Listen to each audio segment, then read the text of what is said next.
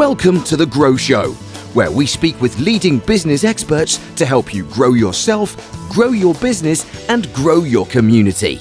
Now here's your host, Gary Jones. Hey folks, and welcome to this episode, this brilliant special episode of The Grow Show. Now, The Grow Show is here to help you grow yourself, grow your business, and grow your community. And today's guest is the inspirational Jem Hills. Now, Jem is an inspirational speaker. He's an entrepreneur, adventurer, and coach. Now, he believes that you should set a goal so big that you think you can't achieve it until you grow into the person who can. Now, I love that, and we're going to be talking about his experiences, his journey, his insights, and so much more throughout the show. So, literally, if you haven't got a cup of tea or you just want to sit down for a little bit, please do, because this is going to be a brilliant show. Jem, welcome to The Grow Show. How are you doing? Absolutely brilliant. And thank you, Gary, for the invitation to be on here. I'm really looking forward to it. So let's take it away. Let's see where we can go on this. Exactly. So first of all, kind of tell people just, in a snapshot before we get into your details and your background, who is Jem? What are you up to at the moment? As you mentioned, I'm an inspirational speaker. Not a lot of that going on at the moment, but we're going online with it. But I'm also a performance coach, and I think that's quite important during this time. I'm currently working, helping leaders and management reduce their stress and anxiety and perform to their optimum. And that's, creating more headspace. I think we've all got a little bit, things are going wrong, or we can get overcrowded in our heads, and sometimes we just need to be able to think a little bit clearer so we can make those important decisions, and we can innovate and or I can help leaders do what they should be good at. And so it's teaching techniques that will allow you to make better decisions and remain focused when under pressure. We'll go into a little bit of my background, and I think you've got an understanding that I've been in some pretty tricky situations, and it's dealing with the unexpected, and it's helping leaders and just people see opportunities sometimes out of that negativity. And so I'm currently putting together these workshops to go into companies, which is overcoming adversity, dealing with resilience or understanding resilience. I've had a tough background, so I can help people understand that a lot more. How to be mission focused or just be a little bit more focused in today's difficult world. Helping people with their leadership, especially when it's under pressure. One of my favorite subjects is about culture and around esprit de corps. How can you develop that? You'll hear about my background, but I had 24 years in the military. I started off in the Royal Marines, and they have a thing called esprit de corps. If you could bottle that and then sell it, it'd be worth a fortune. So we might go into that a little bit. That's one of my favorite topics. Teamwork. How do we develop a high performance team? 20 years in special forces, I've worked with some amazing people. So it's creating, the environment that a high performance team can thrive in. And I think one of the biggest things is adaptability. Special forces, are really good at adaptability and changing. And companies in this world now, we have to adapt. You have to adapt and see the opportunity, as opposed to trying to stick on the same train tracks that we've probably been on for a few years. So it's seeing that and react quickly from that. Communication. I love getting into talking and teaching about communication at every level. And one of my favorite things is daring and helping people. Daring, helping people step out of that comfort zone. Quite often we all get stuck, especially a little bit late in life. We get nice, we get comfortable in that armchair. But we've really got to take a step out sometimes, and it gives us a buzz and it gives us that excitement. So they're the areas that I'm working on, and I help to work with people or companies with those different things, and especially help people grow. I love it. I absolutely love it. And we've alluded a bit to your background, but tell us a little bit more about it. How did you kind of start your journey into all of this? It's like one of those things. It's like how everybody wants to know how do you get into special forces, but there's a whole journey on the way of getting to somewhere like that. And for me, I had a really difficult younger 2 years. My parents were divorced. We moved to a different part of town, and I ended up and I don't think it's true. I became very insecure. And that made me vulnerable. Well, I still have, you probably can't quite hear it, I had a list. And that made me a little bit different and made me a target to a bit of bullying, but that progressively got worse. And as a young kid, I didn't know how to deal with that. And it started to affect my schooling, my academic career. My mum tried everything she could, and she tried to get me to do elocution lessons, but I didn't do them. Okay. So I couldn't cope with anybody helping me, and so she put me into a private school. That didn't help, and I ended up. I remember I failed my 11th person my first day at big school at secondary modern, not a good school in the area, and new school uniform. You're apprehensive. I was of a nervous disposition, and that first school break, you're a little bit anxious.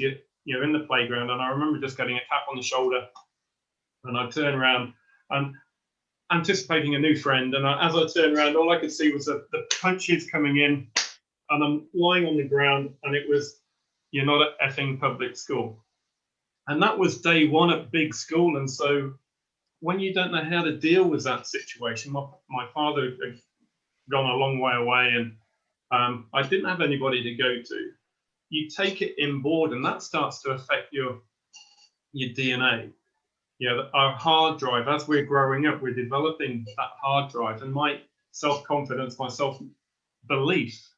But worst of all, what I did start to lose was my self-worth. And I can remember being at a certain stage pretty lost, and I hated, I wasn't into sport. I wasn't into anything. I was, that pathetic kid.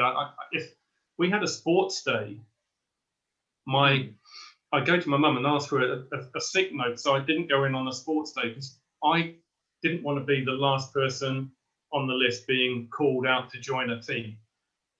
And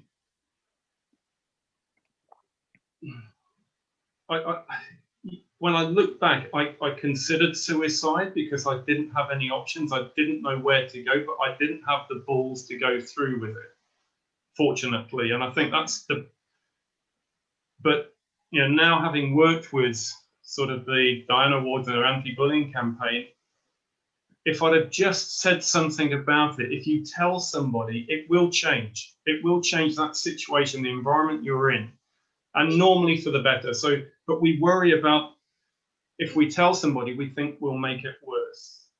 And so we take it and take it and take it till you get into a position where you just don't know what to do. And that's where I was. But fortunately, I came across dance, and we'd gone into a youth club one night. I hadn't wanted to go into the youth club because I thought the bullies might be in there, but a couple of friends said, "Well, we'll go in first and check it out for the bullies." The bullies weren't in there, and we'd gone in there sort of 14, 15 years old, and you just started to notice girls. So we'd gone in there actually looking for girls. But what caught my attention was these guys doing this amazing dance to this amazing soul music. And it was a dance commonly known called Northern Soul. I didn't have the confidence to get involved with it. It's a bit like a street dance. It's a sort of bit underground cool. But I knew I wanted, I just saw these guys doing it, and I wanted to have a go. But not having any confidence, I managed to get some of that music, and I took it back to my little safe haven in my bedroom, and I put the records on. Or in those days, we had a little tape recorder that we take recordings from, absolute rubbish quality. But it gave me the opportunity to practice some of the moves that I'd seen these guys doing, and I practiced and I practiced and I rehearsed and started getting obviously a little bit better at this stuff. And to the extent, a friend of mine, we'd gone to local little discos, but a friend of mine one night said, "Oh, Jem, there's a proper Northern Soul event going on." And we hitchhiked to this event. It was a long way away. It was 14 miles, which to me, when you haven't got a car, was like at the end of the world. But we hitchhiked. We'd arrived there, and I just remember all these guys in this Northern Soul uniform, the baggies, the vests, the badges, the bags. When we got in there, they had the talc on the dance floor, and they were doing this amazing dancing and spinning, and the girls had these skirts, and when they span, the whole skirt went up. It was just, sort of a really exciting place to be, well, for me. And then halfway through the evening, something happened that changed my life. And basically, they announced a dance competition. I would have never gone into the dance competition, but it was fairly dark in there. And it was a great song record that they put on. And everybody had sort of got onto the dance floor. And I was just like, oh, why not? I didn't think I'd get anywhere, but I was just like, it's a great song and let's do a bit of dancing. Yeah. But as I started to dance, I could see all the judges were like walking around the outside and they were tapping people on the shoulders, and the space around me started to grow. And you're in a little zone when you're doing this. It's a freestyle dance. And I was in this little zone and I started to imagine, and the imagination is great, but I started to think that I might be good at this as I started to get this space. And so my movements probably got a little bit more carried away. And I just was enjoying myself on this space. And I was in a zone. I was like, wow, this is amazing. Then I got a tap on the shoulder and I was told that, I ought to sit down. But that 2 minutes was the first time I'd ever in my life felt that I was good at something. And for me, it was like, I just need more of that feeling. And so from that moment on, I found out where were other dance competitions where I went back to my bedroom and I took it more seriously. Then I started to look at the guys that were good. I copied their moves, mimic their moves, rehearse their moves, and then go to other places where I could enter these different dance competitions. And I got into the top 20, I got into the top 10, and I actually won a couple of dance competitions, which for a kid who has got no confidence, had nothing, no passion in life, this became my passion, and it gave me a sense to live, and it gave me that excitement. There's a couple of things that I hadn't realized. It was also getting me quite fit, which I hadn't realized. And then, in the back of the geography class, one day, a guy pulls out this poster and it had all these guys doing these different action things, jumping off boats and jumping out of aircraft and doing, lots of different things. And I was like, well, this looks interesting. Yeah. And I said to my mate, who are these guys? And he said, oh, Jem, it's the Royal Marines. And I was like, wow, that looks interesting. How do you join? And he's like, Jem, it's easy. I've just joined. Well, he hadn't just joined. He'd applied to join. So I was like, how did you do that? He said, well, I went to the careers office. So the fact that he'd done it and it was easy, I'm like, I'm up for that. I went home all excited. I had no aspirations at that time for anything else. And so this became a dream. And I said to my mum, I'd like to join the Royal Marines. Fortunately, she had no idea who they were or what they did. And she was like, okay. If your mum had an idea, so to cut in, but if your mum had the idea of who they are and what they did, do you reckon she would have been supportive of it? Or do you reckon she would have kind of maybe talked you out of it? Yeah, no, I think she would. I think, and several years on, she became extremely supportive once she realised, how I was doing, and she followed every element of what I did. So yeah, she became extremely supportive of that. So I went to the recruitment office and I signed up and joined the Royal Marines. It probably was a little bit harder than I'd imagined. It's supposedly, one of the hardest military training courses, 36 weeks. But the good thing about Royal Marine training, it's designed to make you pass, not designed to make you fail. And as long as you just stick with it and you have that inner desire to keep going, then you will pass out as a Royal Marine. And it was tough. It was extremely tough. I started Royal Marine training when I was 16 years old, so my body hadn't fully developed, and they helped me develop my body. That's one of the things they do. They develop the bodies of young people and turn them into fit individuals. So I had 4 amazing years with the Royal Marines. I joined the 4-5 Commando, which were the Arctic Commandos. They worked in the Arctic Circle, operating down to -35. So I became a ski commando. It was quite exciting. I'd never worn skis before, so they taught me how to ski. Slightly different when you've got a big old pack on your back and you can't control yourself going downhill, but they teach you how to do that. And it was the training that I got when I got to 4-5 Commando that was really intense. That was some of the hardest training I'd ever done. I'd just gone through Royal Marine training, so you think I'd be pretty fit, but then we started doing pre-Arctic warfare training, which was mountain training. And it was going through that process. We started off, we were based up in Scotland, and we used to go down to this place called Lunan Bay, which is on the beach, and they have this horrendous sand dunes. And we'd be running in these sand dunes until you couldn't think your legs would move anymore. And then we'd move across to the west coast of Scotland, where you have some amazing mountains, and every day, daybreak, you'd be out on the hills, training and doing this quite intense mountain training. And it would always be every day, wet and cold, didn't matter what. They planned it so.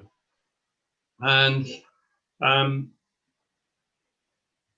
I started to like it. I started to enjoy it. And I think it was a challenge initially when you don't think your body can do it, and you don't think you're capable and you don't want to do it. But once you realize that you can do it, you start getting hungry for it. And you start to desire more hunger in that route. And I did 4 years there. And then the opportunity arose to take my goal, my initial goal, my dream had been to join the Royal Marines, which I'd achieved. And then you've done that, and it's like, what next? How do you go to the next level? And in my case, that was to volunteer for Special Forces selection, which is a massive step. That is taking it to the extreme. And to do that, fortunately, that is where I first encountered a coach. I didn't really know him as a coach. He was just my troop sergeant in my troop in 4-5 Commando. And we sat down one day, and I mentioned that I had aspirations to join Special Forces, and he was like, "Are you serious?" And I'm like, "Well, yeah." And he said, "Well, I think we need to do a bit of work on you, mate." I said, "Okay, I'm up for that." And so we looked at the training that we needed to do, or I needed to do, in preparation to get me ready physically and mentally for this immense challenge. And so I had a good year of then doing all this preparation to get me ready to go on what is potentially one of the hardest, most physical and mentally demanding courses, of which you arrive there. You actually go through a selection process to get onto the selection course. And then we arrived, and it was horrendous.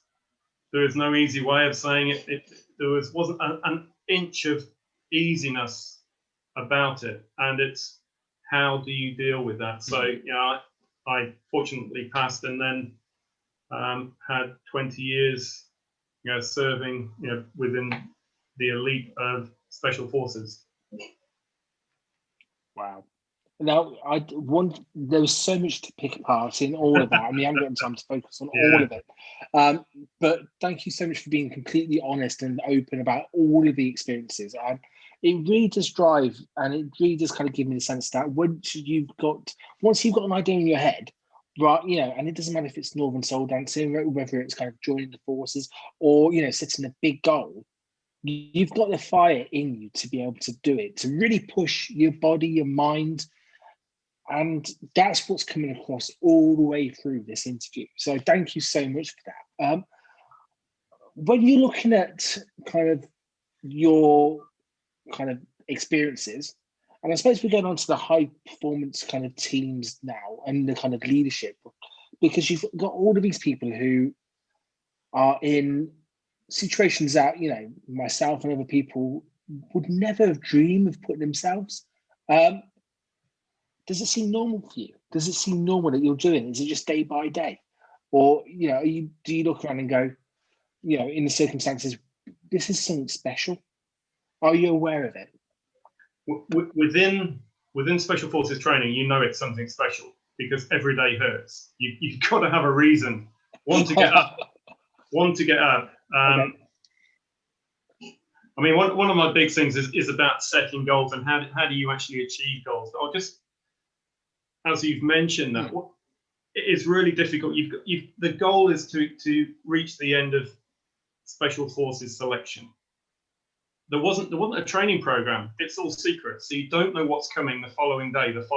You have no idea. The only thing that we did know, the only datum point was at 6 o'clock every morning. We probably had the hardest PT session that I'd ever physically endured.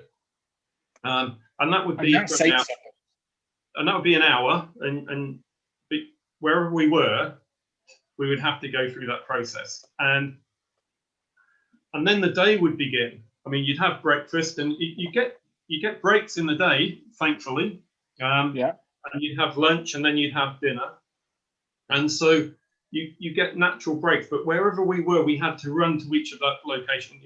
You couldn't walk anywhere, and you couldn't be seen to be walking.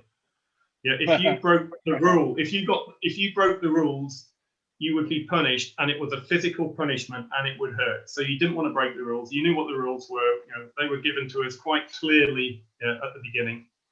And so my day, basically, because we didn't know what the day would be, I had to break my goal, which was, to arrive at the end of training, down into bite-sized chunks. How do you eat an elephant? You break it down into bite-sized chunks. And my goal became finishing a day. And so my routine would be the last thing at night, and this is like, after time it becomes a habit, but my last thing at night would be to put my PT kit on the edge of my bed. It would be to check my alarm was set for 10 to 6, and you did not press snooze. There was no chance of I'll just have a little nap. Right. As soon as that alarm went off, you were out, jumped, straight into your PT kit, and you're running down to the gym or where you were going to do the physical evolution. And after I checked my alarm, I would go to my locker door, and on the back of my locker door, I had a calendar, and I would tick off the day. And that was me. I completed my goal to finish a day, and then I could get into bed. And the problem was, as soon as you got into bed, you might be in bed for an hour, and then the doors would burst open, and they give you another task, or you might even have got 4 hours sleep. But whatever happened, we knew that the alarm would go off at 10 to 6. And sometimes I remember getting into my bed at 5:30 in the morning, and my alarm went off at 10 to 6, and your day would start again. Yeah. It certainly builds up resilience. Determination, and all those core skills you need. Now, I think we're fast forward a little bit, but when we last spoke, you mentioned about a story about a parachute. And I thought now could be a good time just to kind of throw it in there, because, it stayed with me. And we spoke 4 or 5 weeks ago, and it stayed with me until this day. So please share that story, if you don't mind, with the viewers and listeners. When I first came to speak, I've got a great speaking coach and mentor, a guy called Andy McMenemy, absolutely brilliant guy. And he said, Jem, he said, when you first start speaking, what you need is for your keynote is 4 good stories. So you need to go away and think of 4 good stories that can relate to business. So I was like, that's my homework. So I went home and I started writing out some good stories. And actually, I listed down all these stories. So my next meeting with Andy, I've got all these stories laid out. And I had 13 near-death experiences. And they're proper, 20 years in special forces, it's not an easy ride. We do get ourselves in the thick of it, and things happen. And so I listed these stories, and some were great stories. Some I can't use stories. I have I'm not allowed to talk about a lot of things. And then and some are really boring anyway. It was close to death, but it's a really boring story. And so I went through these 13 with Andy, and he said, "Oh, Jem, is there anything else?" And I went, "Oh yeah, and then there's a parachuting accident." And he said, "What parachuting accident?" And I was like, "Well, yeah, I had a parachuting accident and broke my back." He said, "Well, tell me a bit about it." And so I started going in the story, and he's like, "Jem, this is amazing. This is just an amazing story." And I'm like, "Well, I just share it over a couple of beers." So you asked for it. Unfortunately, we don't have any beers. But it brings out quite a few points in it as well, because when you are going through something tough, in the military, training kicks in, and we have emergency drills. And it's really important sometimes that you know what they are and you remember what they are as quickly as possible. And on this occasion, it was a training day. It wasn't an operational day. It was a gloriously sunny day, and we were parachuting from a C-130. It was static line, so we're jumping quite low. We're jumping at 800 feet, and I was the number 6 in a 7-man stick, and it's a little bit scary jumping out of this massive aircraft. You psych yourself up for it, and you get ready to go, and you get the red light and then the green light, and the 7 of us walked quite closely behind each other when we jumped out of the back of the aircraft. As you start to fall, you probably fall 200 feet before your parachute deploys. And it was at that stage when you suddenly get the kick in your shoulders and it pulls you up that I started to spin. And in the military, we have a drill for countering your spinning, which is to grab your lift webs and pull them apart. And then you'll come back and face the right way.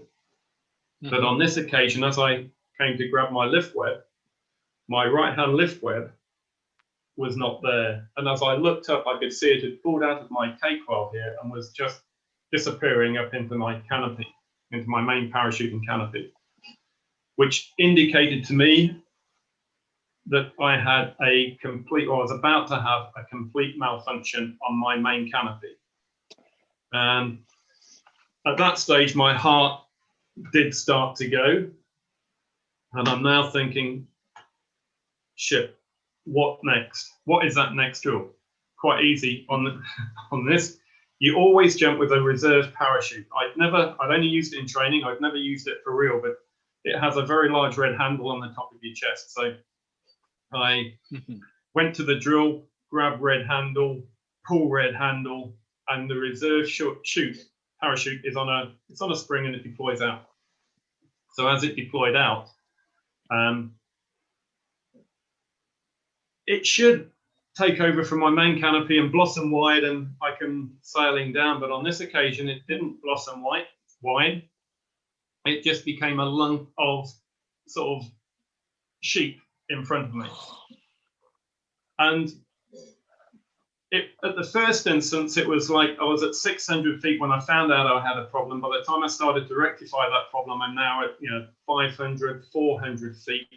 And now, having rectified that initial problem at 400 feet, falling, I'm now picking up terminal velocity about 120 miles an hour, so I'm falling through to the ground. And my reserve parachute is not working, and the fog is in my head, and I couldn't get much more adrenaline in my system. I'm like, what's the next drill? There's another drill, and that drill is to flap it like your mother's sheep. So I'm now at 300, 200 feet, flapping this sheep like my mother's sheep. Yeah. And it was at that stage that I got ground rush, and that the ground started to rush at me, and I'd run out of drills. There was no more drills, and it started to go a little bit dark, and I was like, that's it. Yeah, main canopy's gone, reserve canopy's not playing.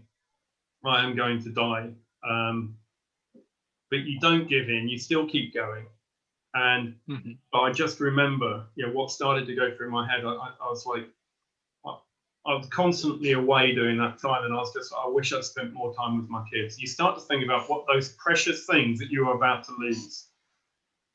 And that happened in less than 12 seconds, all of that whole thing. And to me, it's in slow motion. Every stage of that is like filmed in slow motion in my head. And I then hit the ground, and I seriously thought I was dead. And I opened my eyes, and it was just bright blue. There wasn't a cloud in the sky, and I couldn't hear anything, couldn't feel anything, which was the sort of worry. And the next thing that happened straight after opening my eyes is your brain kicks into negativity, because it immediately told me that you are alive, and you've broken every bone in your body. You'll never walk again, and you can't feel anything because of the amount of adrenaline that's in your system. So, fortunately, what had happened is probably at about 50 feet, a gust of wind had just got into my reserve parachute. It had just inflated enough to take the heat out of the landing. But I did hit the ground hard, very hard, and I did suffer some substantial injuries. The other bit about that is a bit really weird is I'm lying on the ground, and I'm like, what have I hurt? And I didn't know. So I started to hit myself, trying to get some feeling, because I just couldn't feel anything. And can I move my legs? And I started to move my legs, and I could suddenly realized I could move my legs. And the ambulance came up, and the medics jump out, and they're like, stop. And I'm like a dying ant on the ground going, no, I'm alive. And they're like, stop. We need to get your parachute off, and we need to do some checks on you to see if you're okay. And with that, some other people had run across, two good friends of mine. Everybody, they all thought they'd witnessed a fatality, because it was so late that the reserve chute had deployed. And they'd done all the checks on me, and they're like, right, we'll get you onto the stretcher, get you into the ambulance, and we'll get you into hospital so we can do some proper checks on you. And something went on in my mind about, no, I want to see if I can walk.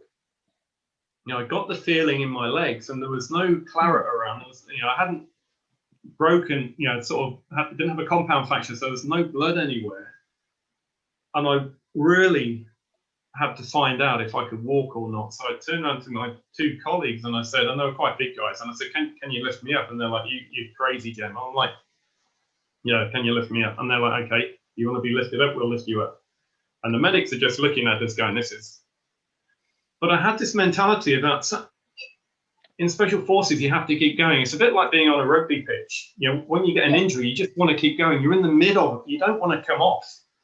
And so you just have this mental instinct to keep going and never give up. And I was like, no, walk me. I want to walk off the DZ, which is the drop zone. And they stood me up. And I suppose that is resilience. It's like this. pick yourself up and carry forward. And they stood me up. And I started to get a bit of pain then, but I was determined to walk off the DZ. So, yeah, that was... Oh, it's one of those things. Yeah. And then ended up getting diagnosed with a broken back. For me, it's one of those kind of, you can imagine that happening in a film, but to hear it from someone else, Andy's right. It's a brilliant story, but that again shows your resilience. It shows your fire. It shows your determination. That actually, to know what, I'm feeling like this, but I'm alive. I'm going to get up. I'm going to walk to the DZ. You had that mentality, and you were going to do it. No one was going to stop you. So help me, and let's do it. It was that mentality, and I love it. I love it. We've been talking for about 40 minutes now, which is fantastic.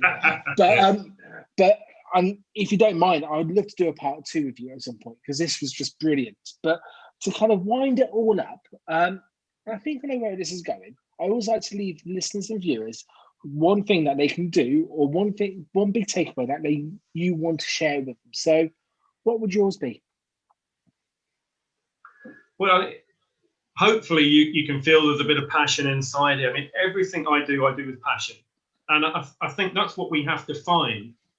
And with anybody I'm coaching and people, even people I'm just with, one takeaway from this is find your passion in life and choose the life you want to live, and then never give up in pursuing it, because it's your life. It's not anybody else's life. So find the passion that's going to get you to where you want to go. So for me, everything I do is about finding the passion in something to actually take it to another level. So find the passion in life and choose the life you want to live, and then just never give up in pursuing it. Love it. Now, if the people who listen and watching wanted to kind of connect with you on social media, check out your website, book you for a talk or one of your workshops, how can they? Easy. Email is jem@jemhills.com. My website is jemhills.com.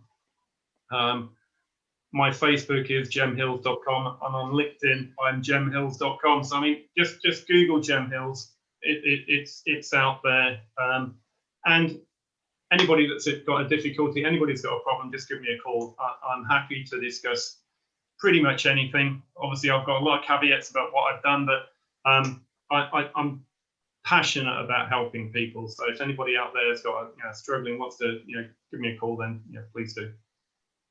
Absolutely fantastic. Thank you so much. And all of those links I'll put into the show notes. So you don't have to go far, just literally go to the show notes and then you'll be able to click through to them. Jem, thank you so much for your time. Honestly, please, let's get you back on for the show another time.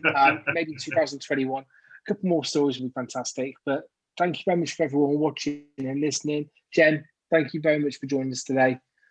My name's been Gary. And take care, everyone. Thank you very much. Cheers. Thanks, Gary.